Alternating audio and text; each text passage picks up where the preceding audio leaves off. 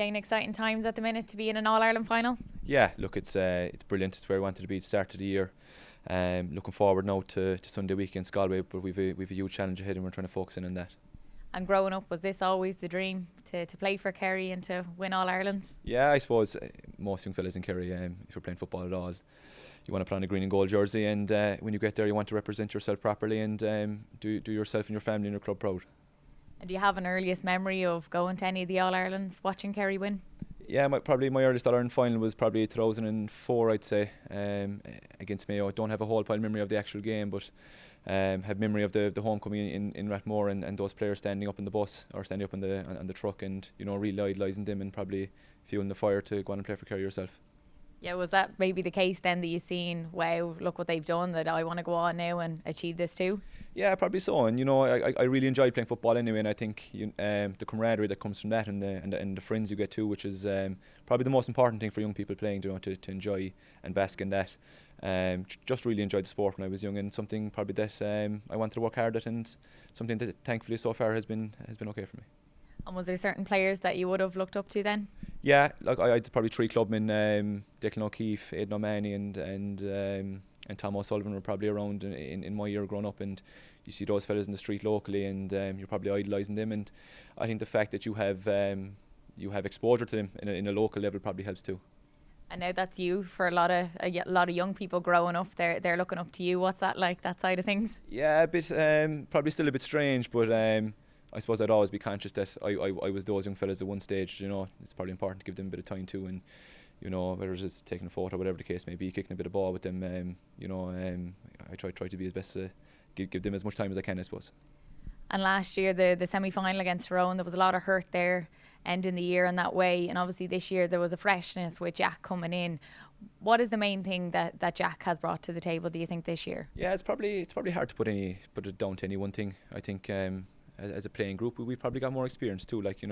We've lost a couple of games over the last couple of years, and I suppose the more time you're playing for, the more time you're in those big games, and I suppose the saying goes, you do learn more from defeat, and we're trying to rectify any mistakes we've made in the past and hopefully put them right. And you definitely did that against Dublin. You got over the line just about in the end with the Sean O'Shea kick at the end. You actually did run up, but I seen you just sort of, did you chat to him or did you say anything to him? I actually didn't know how far out it was, and one of the players had called me up to have a look at it, but once I seen Sean standing over it, I was quite confident that he was going to kick it, and I was quite happy to give it to him. So no, look, it was a brilliant kick and it put us in the place where we wanted to be, which is an All-Ireland final. Yeah, the place was just electric once he kicked it, but he was focused on the kick out. That's probably the mentality of him, that he was looking straight for the kick out to not get too carried away. Yeah, absolutely. Look, Sean is no stranger to big kicks and big days. So you never the Dubs beat till the final whistle goes, and that's the same with any team. So he was making sure that we were set up in case anything happened. I said it to Tyg Morley there a minute ago as well, just about the kick and how unbelievable it was to be able to do it. And I said, did you have to bring him back down to earth, when you got into the dressing room? And he said, oh yeah, we just started talking about his penalty miss. Yeah, Ty could be open to the odd cutting the fellas, all right. But no, Sean is a fierce. I suppose he started with Kerry when he was 18, 19. You learn fairly quickly to keep your head in the ground down here. Yeah, I'm sure that he'll be right for him next week as well.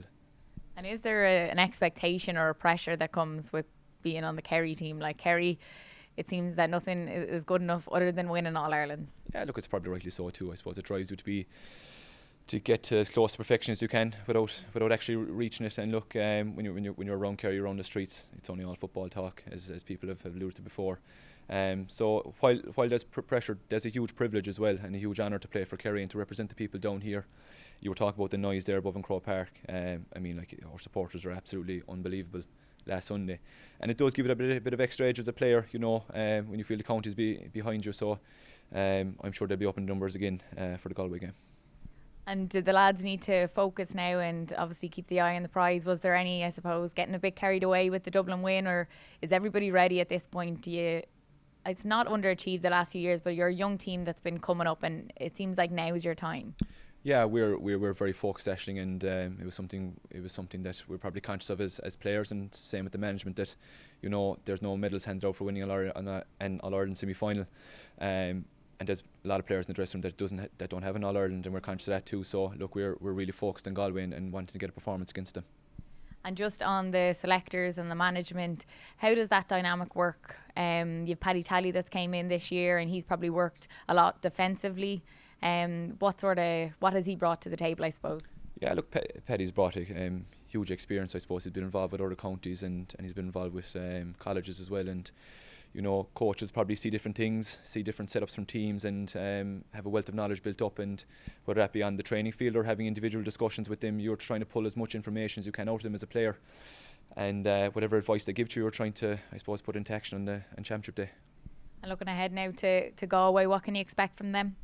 Oh, a huge intensity. Like, they've come through 4 very, very good games and against 4 good teams.